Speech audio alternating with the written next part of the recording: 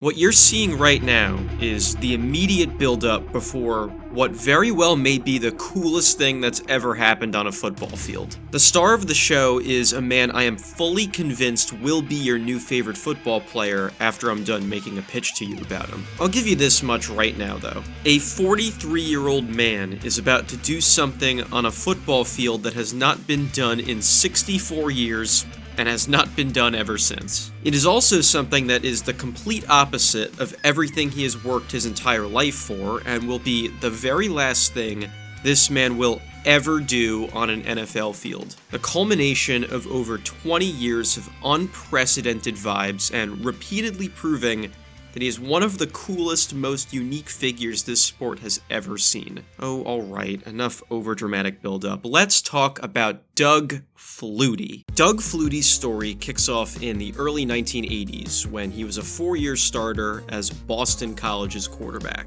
You may notice two things right off the bat about Doug Flutie that sell you right away on the fact that this man is not like most, or maybe any, other quarterback. One, he's wearing number 22. In the NFL here, it's literally a rule that a quarterback can't wear a number higher than 19. Flutie marches to the beat of his own drum here at BC. And two, Doug Flutie is tiny by quarterback standards. Quarterbacks are typically pigeonholed as tall, athletic figures who can see further down the field and make long passes. Scouts tend to foam at the mouth over quarterbacks 6'3" or taller, regardless of how good they actually are. Flutie is aggressively listed at about 5'9", the same height as Pharrell Williams. Look, I love me some in my mind an early nerd, a lot more than the average person, but I get it. I would never look at Pharrell and say, oh yeah, that guy's got a good quarterback build. Have not done a deep enough dive into him as a player and just focused on his height. Should he be good enough to advance to the next level, Doug would immediately become one of the shortest quarterbacks in NFL history. Basically everyone writes him off before he even steps on the field, though, for the sole basis of his physical size. During his college career, Sports Illustrated puts him on a cover, and the first word they use to describe him is little. Boston College was the only Division I school to even remotely consider him an option, let alone recruit him to their team. And maybe that was because Flutie graduated from high school about 20 miles away from Boston. BC had to be thrilled to land him, though. He was a 4-year starter who broke the all-time passing yard record in college football history. They went well over 500 3 of Flutie's 4 years as their QB, and in 1984, Flutie became the first quarterback in 13 years to win the Heisman Trophy. A 5'9" guy nobody except BC wanted was named the best college football player in America. But that's not what he's most known for from that season. On November 23rd, 1984, Flutie is trying to lead BC to a win over the defending national champion and still very, very good Miami Hurricanes. He's on the road, down by 4 points with 28 seconds left. He has to lead his team down the field and score a touchdown with less time on the clock than the No Pomegranates video. He gets further than halfway down the field with 6 seconds left on the clock, but time has basically run out. He's got to heave this thing into the end zone, and he's got to do it right now. Remember, the knock on short quarterbacks is people don't think they have the arm strength to do literally this. Heave the ball down the field when you have no choice but to do that. Miami also has this in mind. Their whole plan seems to be chase Flutie down right now and crush him, because no way he can get the ball far enough anyway. Flutie runs backwards 15 yards to get more space, and even further away from the target he has to throw to, does this. Look, unfortunate deep one for the end zone. Balin is down there. Doug Flutie does special things no one expects him to do. Get used to that. This win was so impactful that it gets Doug a statue outside Boston College's football stadium. Fun fact, that statue is taller than he is. His statue is 6 feet tall and he isn't. That is just hysterical. And this win also created something that is literally called the Flutie effect. The Flutie effect, something legit enough to have been written about in Forbes, is a phenomenon where schools get more student applications because of athletic success. Doug Flutie was so good and cool for Boston College that they believe it single-handedly made up to 30% more students want to attend the school. That is some aura right there. Despite proving he has the clutch gene, passing records in college, and winning the award for best player in college football, the NFL wasn't crazy about him. Again, just for being short. The team with the #1 pick in the draft, the Buffalo Bills, were concerned about his height, even if he just proved he could still ball out no issue. Sure, they also drafted a quarterback in the first round of 1983, but they don't really even have him. They have his rights, but he plays in a completely different league right now. So, you could argue the Bills still kind of need a quarterback, but they weren't too crazy about him. He was generally expected to be wanted in the NFL, though. But for a guy as cool and good as Doug Flutie, just being wanted wasn't enough. He needed someone to see him as the lightning rod he really was. He needed a great, wise football mind to set him up to thrive. And that football mind was this man. You're gonna see just how real this seemingly impossible marriage of football guys was right after a word from our sponsor. Thanks to Bear Mattress for sponsoring this video. I have had my Bear mattress for nearly a month now, and I love it. What I like most about my Bear mattress is its level of firmness, its comfortability, and that it no longer makes the annoying squeaking sound from my old mattress whenever I would move at all at night. Bear knows that everybody has different preferences and sleep positions. To help find the best mattress for you, they've made a sleep quiz that will remove all the guesswork. I took the quiz, and I personally, sleep alone, am a back sleeper who likes a medium mattress. Based on my results, Bear matched me with their Elite Hybrid mattress. But don't just take my word for it. Bear ran a survey of over 300 recent customers. 82% said they had improved sleep quality from their new Bear mattress. And 95% of them said they'd recommend Bear to a friend. If you tend to sleep hot, Bear's sleep recovery technology uses Sealant-powered fabric to help you stay cool throughout the night. I live in Florida.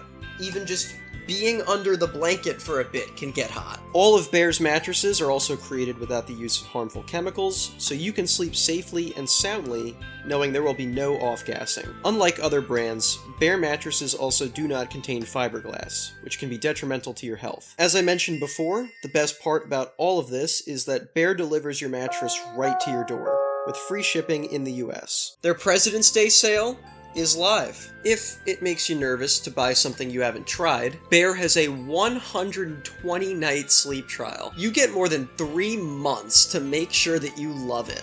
I love my Bear mattress, and I think you would too. If you're looking to upgrade your sleep, head to bearmattress.com/raving and use code RAVING to get 40% off your Bear mattress, plus 2 free pillows during their President's Day sale. Pillows too, almost as big as I am. This is higher than what's being offered on site, so check them out while you can. Alright, I've always wanted to do this. Thank you, Bear Mattress, for helping me live out my dreams. When the opening even remotely presented itself to steal a budding star from the NFL, Donald Trump, owner of the New Jersey Generals in the upstart United States Football League, struck. Their draft was on January 3rd. The NFL's was on April 30th. That's because the USFL played their games in the spring and summer, and sensed an opportunity to lock Flutie up before the NFL ever had a chance. Even letting him keep number 22 as a quarterback, by the way, which rules. Trump's Generals struck a deal with Flutie to make him the highest paid rookie in all of sports. $7 million over the next 5 years. Boy, money in sports sure has ballooned in modern times, huh? Flutie was going to lead Trump and the league into the future of football. The investment in him was unprecedented. He was finally valued for the star in the making he was proving himself to be. The NFL wound up waiting until the 11th round to draft him. Sure, he was under contract in the USFL, but the LA Rams were like, sure, why not? Probably the same reason the Padres drafted Johnny Manziel for baseball. His start in the USFL wasn't what they'd hoped for, though. Before playing a game for the Generals, he's asked in a recorded interview if a 5'9" QB can succeed in pro football. And he cuts the question off before it's even finished to plead his case that he can. Can a guy who's 5'9", 175 pounds make it in the pros? Yes, he can. But it's a matter of ability and not size.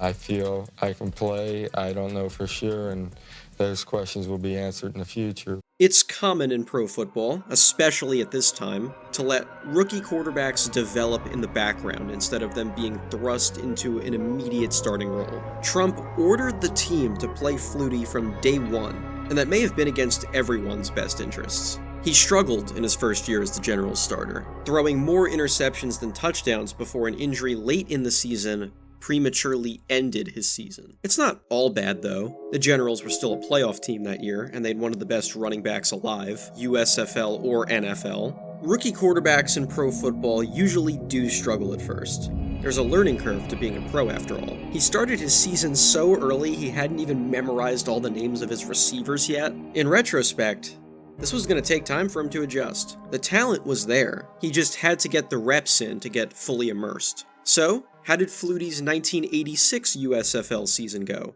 Well, there was no 1986 USFL season.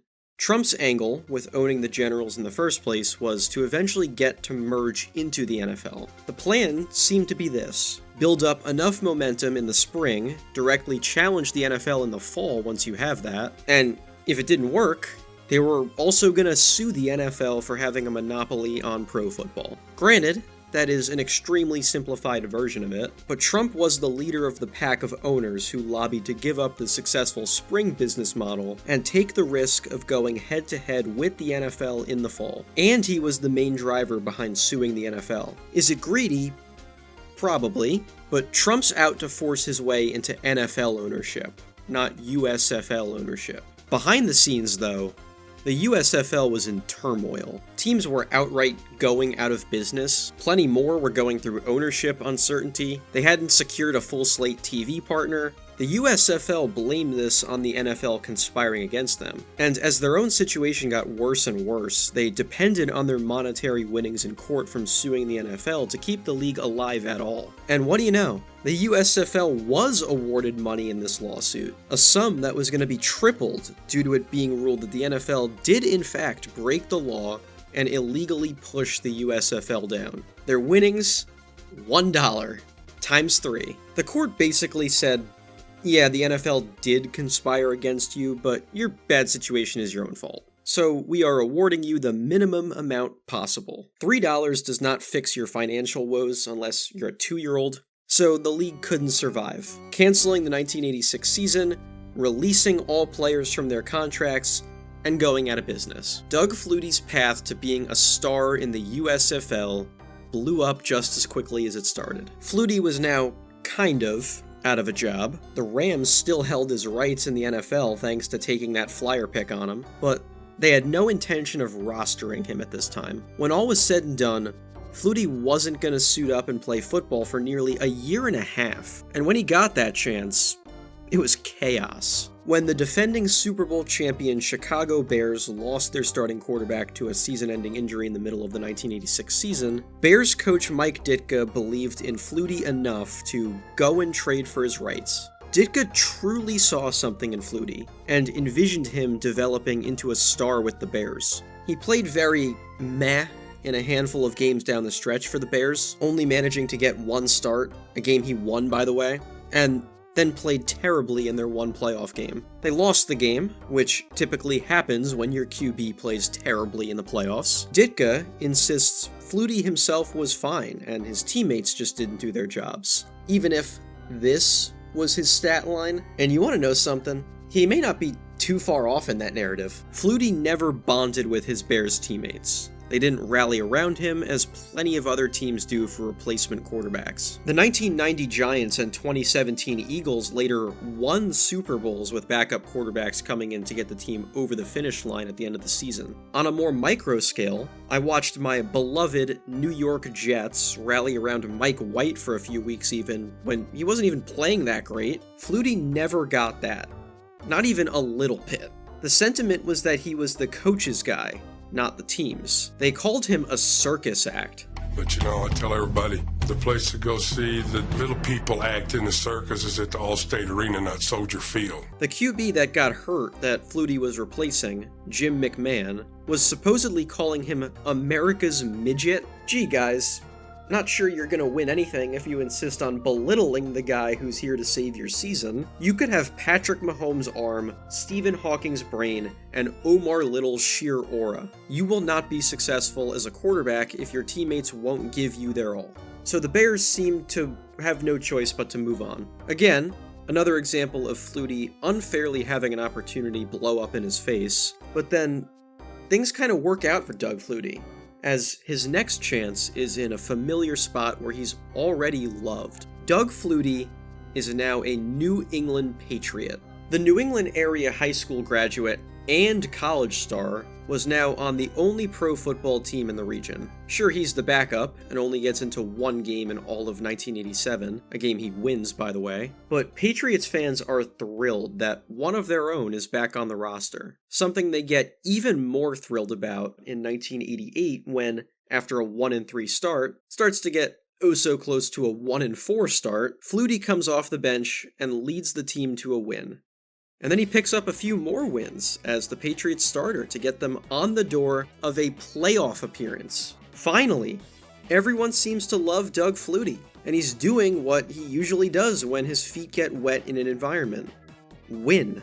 His new coach with the Patriots, Raymond Berry, publicly gives Flutie credit for improving and acknowledges the bad luck he's undergone this far in his career, and even with the Patriots themselves when he doesn't wind up winning them games. So they stick with him, and people finally start to get it. In November of 1988, Sports Illustrated comes back to cover Flutie again, looking to break down how a 5'9" quarterback has actually achieved success in the NFL. They finally seem to crack the code of how this man seems to just find ways to play well once he's comfortable, and they first attribute it to his mental skills. Quote, "His whole mentality is geared to figuring out ways to beat you." Flutie describes coming up with unique plays football has really never seen before to stash in his back pocket if he ever needs them. Case in point example. Pretend he's in a slightly more manageable version of that spot he was in when he threw the game-winning touchdown in Miami.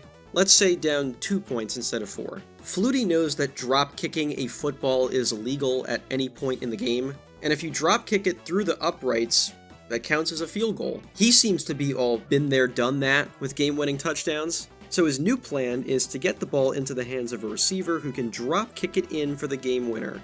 And if one of his receivers can't, he claims he'll just do it himself. Yeah, fat chance, buddy. Have you watched American football before? When do they ever do something like this? But to his credit, Flutie's success is in not getting to his head. He sees himself as just another guy on the team, even as its starting quarterback leading them in a playoff push. And he is also not shy about crediting his teammates wherever he can. But he could still just as easily dominate you as an exciting athlete too. Best example of this? A revenge game against the Chicago Bears. Jim McMahon is still calling him America's midget, and also Bambi this time, during the build-up to the game. The Patriots get the ball to start this game, and Flutie doesn't waste any time making magic happen. Wide open. Prior to the 25. Touchdown, New England, no flags. 80 yards. Flutie rolls left, cuts inside, throws, touchdown, New England. Lynn Dawson.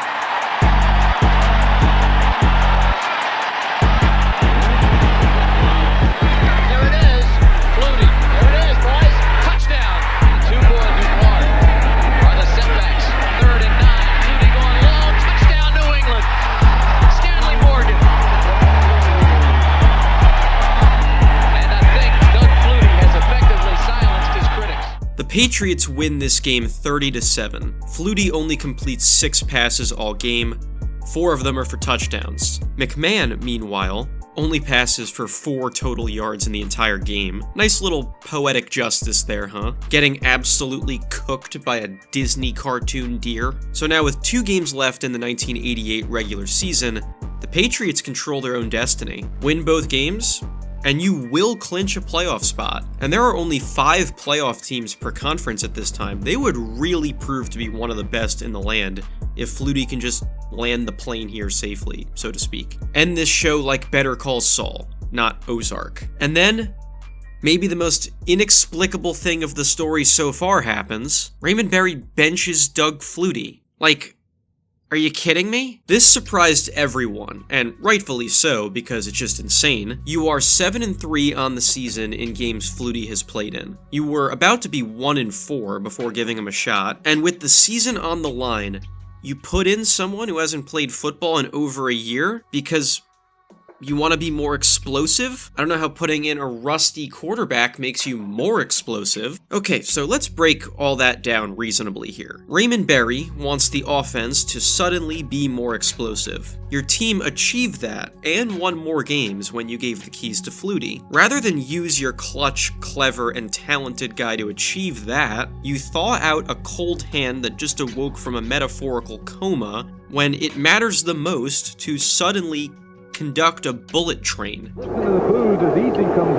Flutie has beaten a good Bears team and a Bengals team that goes on to play in that year's Super Bowl. Flutie also realizes that if Berry wants the offense to be more explosive, he could just call more pass plays. Nope.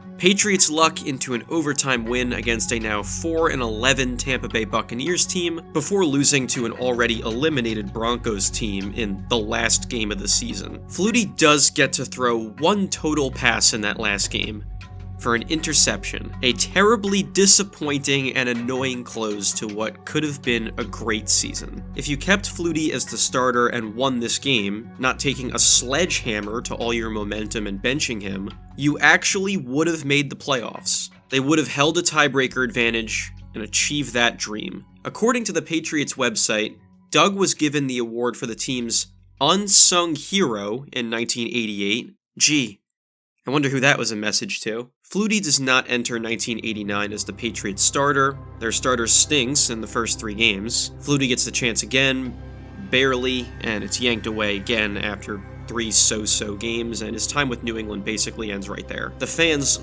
loved him that entire time. The momentum to achieve more was there in 1988. Coach Berry just yanked it away out of nowhere, and he was fired after 1989. Flutie is also cut after the season ends and receives little interest from the rest of the NFL. Just like that, the dream may have died. But thankfully, someone out there again understands the upside is there. Doug Flutie is a person who can be leaned on and believed in. The problem this time, though, was that those holding the opportunity came from a barren, desolate wasteland. One where football cast-offs go to die.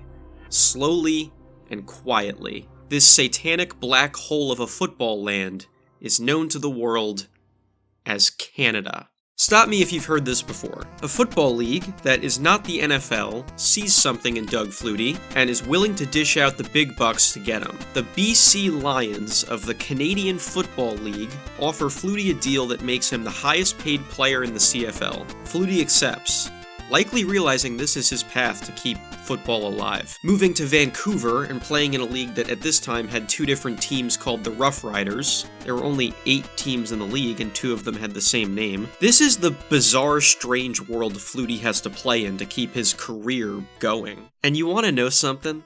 Doug Flutie may have become the greatest player in the history of this league. Oh, and you want to hear what may be the craziest coincidence ever? The commissioner of the CFL at the time of Doug signing there was named Donald Crump. You legitimately could not make this up. A writer's room wouldn't even think of this. Flutie plays 8 seasons in the CFL for 3 different teams. He won the league's most outstanding player award in 6 of them, and won 3 championships. He broke their records for both passing yards and passing touchdowns in a season. He won championships for 2 different teams, and he was so good that he later became the first non-Canadian to enter the Canadian Sports Hall of Fame. A 5'9" American dude with a mullet scorched through the CFL to become one of its greatest stars ever. Doug Flutie, baby. Flutie says the CFL gave him a chance to actually mature and develop the way the NFL never did. During his second year in the league, he even managed to have his younger brother Darren as one of his receivers, and Darren wound up having a great CFL career of his own. Doug lasted there for 8 years, proving to everyone that he could play and win, something he flashed all along before numbskulls all throughout his career unfairly set him up to fail. Flutie enjoys himself so much here that he says he's not sure he even wants to go back to the NFL. I don't really want to go back. I'm enjoying myself, I'm playing football and having fun, and I think that's what I'm all about. And the style of the game up here and the nature of it has put the fun back in football for me, and I'm really enjoying it. So I'm not looking to go anywhere. However, as cool as he's willing to play that, I'm not really sure it's true. Because on January 16th, 1998, a very overdue thing happens. Doug Flutie signs a contract to return to the NFL, to the same team that didn't want him coming out of college because they thought he was too short. His last deal in the CFL he signed before 1996 was worth the equivalent of about 1.58 million American dollars. He responded by leading that team to a championship in both seasons. A now 35-year-old Doug then signs with a Buffalo Bills team that just went 6-10 for a base salary of the veteran minimum at $300,000. So he's taking a pay cut to join a worse team that slighted him in the past when he doesn't even really want to go back to the NFL, apparently. I'm not buying it. And you want to know why I'm not buying it? Because he's promised the chance to compete for the Bills' starting job from day one. I think he's out to prove himself in the NFL again. After proving he can succeed and become the GOAT of Canadian football, he's ready to show the NFL how wrong and dumb they are again. I am about to show you something you may never see again. It is week 1 of the 1998 NFL season. A 35-year-old who just got plucked out of Canada is playing football on a baseball diamond. This is the kind of thing Doug Flutie just does. He wasn't even named the starter for this game. Someone named Rob Johnson beat Flutie out for that. Him and his $5 million per year salary, after all, which, if you were gonna go sign a guy for that much, why'd you tell Doug he had a shot to compete for the job? But he's still here, getting his chance when Johnson leaves the game with a concussion. Flutie plays very well in his first NFL action in almost 9 years, throwing 2 touchdowns in relief and almost leading the Bills to a fourth quarter comeback against the Chargers. Their kicker just missed the game-winning field goal. Flutie was rewarded for coming oh so close to engineering a comeback by being told to sit on the bench for Rob Johnson again. And for the next 3 games, he did exactly that. But then, before even throwing a pass in the 4th game, Rob Johnson suffers a separated rib cartilage. He ain't coming back next game this time, I'll say that much. Well, Doug Flutie, it is now your time to shine in the NFL again. Are you gonna respond? Of course you are. Flutie, keeping, left side, touchdown! In his 10 starts for the 1998 Bills, he goes 7-3 and has the best season of his career. 20 touchdown passes, game-winning touchdowns, getting his own cereal brand, winning NFL Comeback Player of the Year, and making the Pro Bowl. 1998 is the year of Doug Flutie. But can we address the cereal thing again? Flutie Flakes. And guess what? They were a massive hit. The manufacturing company expected to sell about 50,000 boxes. They sold 3 million. He wanted to have a pizza or a salsa, but was more than happy with the cereal being a success. I wanted a frozen pizza, first of all. I wanted it to be a frozen pizza. In part because he used it to raise money for the Doug Flutie Jr. Foundation, named after his son who was diagnosed with autism at 3 years old. Can turn being a 36-year-old quarterback who just broke the record for biggest gap in between NFL starts all time at 9+ years. Coming back better than ever in the NFL, and having a breakfast cereal product tie-in become a heartwarming story about supporting your loved ones in need. He founded the foundation that year to provide resources for those with autism to live the most fair and fulfilling lives possible. Only this man can do that by having a cereal with his face on it after being out of the NFL for 9 years. I love him so much. Flutie led the Bills all the way to a playoff appearance, his first playoff game in 12 years. Down in Miami, a town he has no great moments in at all, he was going to need to cook something up again to save the Bills' season down by 10 with under 4 minutes to go. And oh, by the way, he has to do it against the defense that gave up the fewest amount of points in the 98 season. Flutie had a good game statistically, one of the best of his career. But he doesn't care about his stats in the slightest here. He needs to pull Doug Flutie magic to win this game and pick up a playoff win. He gets the Bills close enough to kick a field goal with a little over a minute and a half to go, and after they pull off a successful onside kick, the stars seem to be aligning for another Flutie masterpiece. He little by little drives the Bills down the field 5 yards away from a touchdown that would extend their season. 17 seconds to go, 5 yards away. The throw, and it is fumbled, and it looks like Miami got the ball. Devastating. The city of Miami giveth, the city of Miami taketh away. After this loss, the Dolphins coach made one of the most classless decisions of our entire story. Remember Flutie Flakes, the cereal that raises money to support people with autism? Yeah, the Dolphins coach incites stomping all over a box to celebrate beating Flutie in a football game. Flutie is incensed by this, for the exact reason I just described, and does receive a public apology for this. And like, come on. How is it that everywhere you look, someone is disrespecting a guy who has done nothing but have fun and overcome adversity? But the magic carpet ride of Doug Flutie's resurgence seemed to be over. Gimmicks like this never last in sports. You have to get your big win while the iron is hot. He was able to have a little victory lap and play in that season's Pro Bowl, but at 36 years old now, it could very easily be it for Flutie on a football field after a note like that. Wow. An NFL team rewards Doug for his success and opens up the checkbook to support keeping him around. Better late than never, as they say. And kinda crazily, in hindsight, everything just keeps going the way it did in '98 for a little bit. Flutie Flakes came back with a reskinned box. Doug is finally the Week 1 starter for an NFL team and puts up similar numbers, winning 10 games as a starter in year 2 as a Bill, although when training camp started, they still said he was, quote, co-number 1 with Rob Johnson for some reason. He plays so well that the Bills already have their playoff spot locked up before the last game of the season. So they tell Doug, take a rest.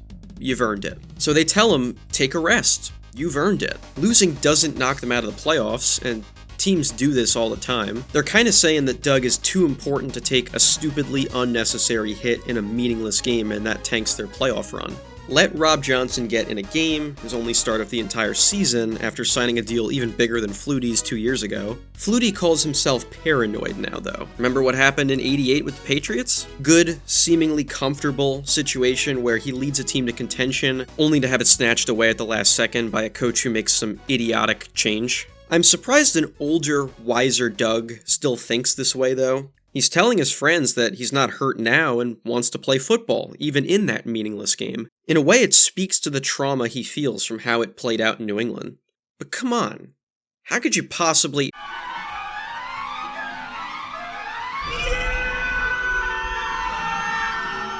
I was born about a month-ish before this happened. I didn't live through this event. I only know about what happens next to hindsight is 2020, this thing. However, everything I read about this utterly moronic idea makes me realize one thing. Even when it happened, everyone thought the Bills just made the dumbest decision since Spider decided to get all lippy with Tommy. Like, what on earth are they thinking? Doug is shocked by this, but he claims he accepts it. Rob Johnson is shocked by this. The other team's coach is shocked by this. The only person who seemed not surprised was the owner of the Bills. As the story goes, the coach of the Bills at this time wrote about Flutie's benching in his memoir. He said that before the '98 season, Ralph Wilson, the owner of the Bills, complained all the time that Flutie, quote, ran too much, saying out loud, I don't like him, in regards to Flutie. But when Doug dragged his team out of the abyss and into the playoffs, he did a complete 180 and yelled, I love that Flutie. I love him. You lie! You're a f***ing liar! Shut up! I think Wilson always yearned for his original big money QB, Rob Johnson, to be the guy who led the Bills at this time. Johnson played well in that game Flutie was given off to rest with the promise of it being so he was in better shape for the playoffs. Wilson basically ordered that Johnson keep playing. Flutie would later say something to the effect of, it wasn't the coach who benched me, when reflecting about this. He's often taken the high road, praising Johnson's talent and saying he still believed the team would win with Johnson as the starter. But he just couldn't get over this happening again. He vocalized his frustration that he waited 10 years for exactly this, only to say out loud that history is repeating itself. A dream that drove him to even come down to America again was a chance at a Super Bowl. Now he has to tell Rob Johnson, just go win a ring. I feel so bad for Doug. How does this just keep happening to him every time he manages to have some pride under his belt in the NFL? Johnson would play well for the Bills in their playoff game against the Tennessee Titans. A field goal with 16 seconds to go gives the Bills a 1-point lead. In 99.999% of situations, they've basically just punched their ticket to advancing in the playoffs. But finally, a little karma kicked in on Doug's side. Those who tempted fate by kicking him to the curb after he was the one who got them there paid the price. Christie kicks it high and short. He's got something. He's got something. He's got it. He's got it. Tennessee has pulled a miracle. The Titans, off the back of one of the wildest wins in the history of sports, parlayed that into being just 1 yard away from winning the Super Bowl. Could that have been the Doug Flutie Bills if he started this game and the game played out differently? We'll never, ever know. Flutie, and thankfully Flutie Flakes too, returned in 2000. A groin injury for him in training camp allows the team to hand over the reins to Johnson again. Johnson goes 4-7 as a starter for the 2000 Bills. Flutie goes 4-1. He concludes their season on Christmas Eve by being one of the few NFL QBs ever to have a perfect passer rating in a game, adding 366 yards and 3 touchdowns to this. This winds up being the last game he ever plays for the Bills. They hire this man to be their coach after the season, and he decides to keep Johnson and cut Flutie. Flutie is now 38 years old, a time where many in his shoes would hang him up. Football keeps toying with Doug. It's a game that doesn't respect him the way it should, and it's been that way ever since he was in high school. Literally 20 years later, still getting paid to play this game is an unbelievable turn of events. He's proven his doubters wrong and then some. However, there are still plenty of buffoons who doubt him. The Bills love Doug Flutie to this day, though. He still makes plenty of appearances in Buffalo. He still rallies the troops whenever the team asks. More than 25 years after his time there began, Doug is still a fan favorite that gets asked to make appearances at the stadium to celebrate what he meant to the Buffalo Bills. In the end, Doug finally did get the love he deserved. But circling back to 2000, if he tapped out now, no one would blame him, which is what makes him getting a 6-year contract from the San Diego Chargers all the more shocking. Listen, this makes no sense.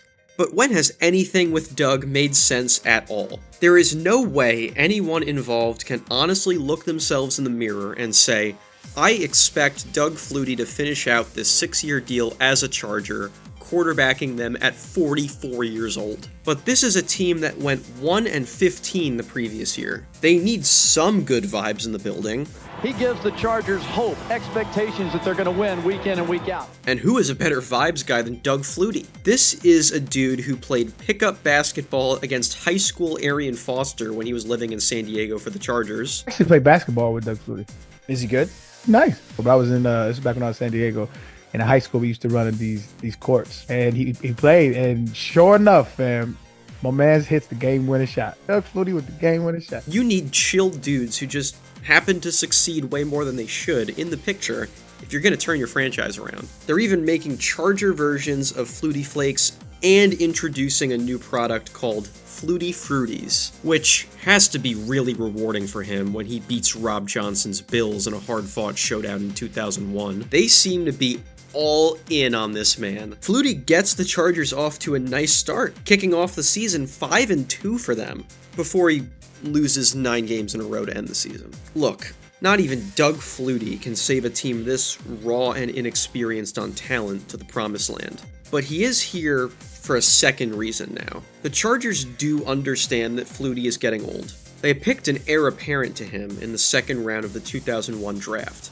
And that guy absolutely loves Doug. Like Doug, this kid is a shorter quarterback, constantly disrespected for his 5'10" size. He says publicly that ever since high school, he's been constantly emulating Flutie, seeing him as a beacon of hope that if he made it, so could another shorter quarterback. Flutie, his hero and now mentor, being around to get that kid ready is just huge for the Chargers' future. I will tell you right now, that kid winds up being even better than Flutie. He, to this day, always credits Doug for teaching him how to be a pro, for giving him lessons, for guiding him, for giving the ability to fail safely, Doug Flutie's heir apparent in San Diego is currently the NFL record holder for 5,000-yard passing seasons and a future Super Bowl champion named Drew Brees. You've probably seen Drew Brees play football if you're watching this, but if you haven't, he is one of the greatest quarterbacks who has ever lived. One of the best to ever do it, idolized, learned from, and will not stop yapping about the influence of Mr. Doug Flutie. I can honestly say that Doug was so influential for me early in my career. He was such a great mentor. He was one of those guys who I really feel like did not get the credit he deserved. Flutie turns the keys over to Brees after 1 year as the Chargers starter, playing just one game in 2002. But Brees isn't all that good yet. Again, most young quarterbacks at any level aren't. Doug is here to help mold Drew at this point, and provide insurance as a solid backup should they need him. The Chargers decide they do need him after starting 1-7 in 2003, and because he's Doug Flutie, still has plenty of tricks up his sleeve as a Charger. He becomes the oldest player to score 2 rushing touchdowns in a game at 41 years of age. I had a blast. It was an emotionally draining day. It might have been the longest game I think I've ever had to play. And later the next year becomes the oldest player to score a touchdown in NFL history. Both of these records get broken by Tom Brady later on, but clearly, legends of the 2000s and 2010s NFL need Doug Flutie to pave the way for them first. The Chargers aren't very good though. 41-year-old Doug is nowhere near capable of saving them. They are, in fact, the worst team in the entire NFL that season. The Chargers draft Eli Manning first overall in 2004, but he very openly refuses to be a Charger for even one day. How one could want to avoid the Doug Flutie vibes and influence is beyond me, but the 2004 Chargers open the season with Doug, Brees, and another future Chargers legend in number 4 overall draft pick Phillip Rivers on the roster. Flutie and Rivers both backed up Brees, each seeing limited playing time. Flutie still found enough time to break NFL records though, but Rivers coming in signaled the end of an era here, as the new regime in San Diego decided Rivers was their guy. Everyone seemed to figure Brees was 1 year away from leaving San Diego, and without Brees, why carry Doug to guide him anymore? The Chargers release Flutie that March, and everyone kinda knows this could be the end of the line for him. And sadly, that next season, Brees suffers a major injury in San Diego that makes his time in New Orleans, where he becomes a legend, all the more impressive. But why don't we fix these bad vibes here? What if an old friend turned foe became a friend one last time? 43-year-old Doug Flutie got to spend one more season in the NFL as Tom Brady's backup for the New England Patriots. The same team that shafted him out of his starting job trying to chase that team's first ever Super Bowl now has 3 with Brady at the helm. Flutie's job was to back up the man who would go on to break most of his old guy records. Not all of them, though. Flutie's -1 rushing yards in 2005 were enough to maintain his rushing yards by someone in their 40s record to this day. He doesn't score any touchdowns in 2005. He doesn't get much action on the field at all, living in Tom's shadow. But he does get to make 2 pieces of history. The first is when, in a game against the New York Jets, he and Vinny Testaverde wind up being the first 2 QBs over 40 to play in a game against each other. The Patriots win, something they basically always do against the Jets. The second was what we alluded to at the very beginning of the story. One can infer that Doug knew he was going to retire after the season when he took the field for this game, the final game Doug would ever play in the NFL on January 1st, 2006. His coach, Bill Belichick, implies that what he does for Doug here is a bit of a retirement present, and that retirement present single-handedly wins him the AFC's Special Teams Player of the Week, solely off the bat, or should I say foot, of one thing. Remember how all the way back in 1988, Doug talks about how he has this dream to drop kick a football in a game? The Patriots, incredibly, are ready to give him the chance to do it. He has built a career off of his throwing arm for his entire adult life. No one has done this in a game since 1941, and as of right now, the time of me speaking into this microphone, no one has done it since. The same team that banished him after saving their 1988 season, they now become the team that gives his daughter the chance to become an NFL cheerleader, and the team that gives him the chance to live out one of his football fantasies. Football was a cruel game to Flutie, but he did fight back and persevere long enough for the tide to turn. It turned in Buffalo. It later turned for him in New England too.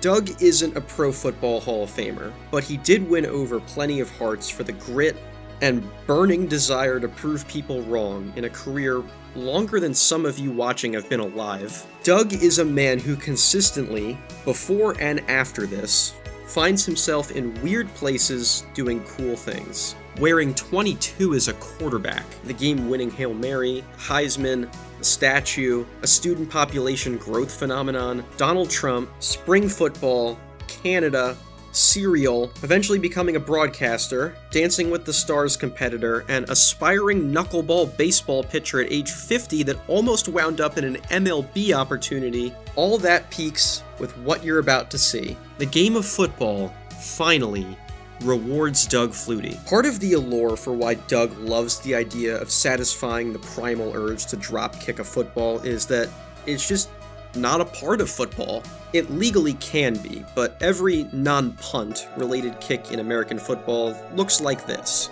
Ball is snapped, holder holds it, kicker runs up and kicks it. As a tribute to all the good Flutie brought, the Patriots are ready to let him try it as the last thing he'll ever do as a football player. You could imagine finally getting this chance has Flutie's heart absolutely pounding. What if you miss it after all this time?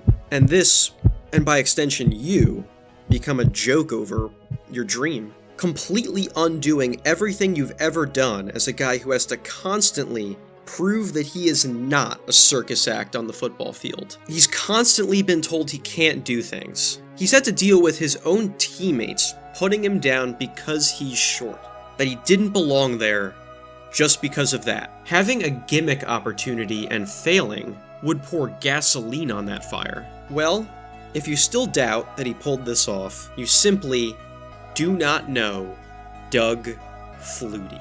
Drop kick for the extra point. It is up and in.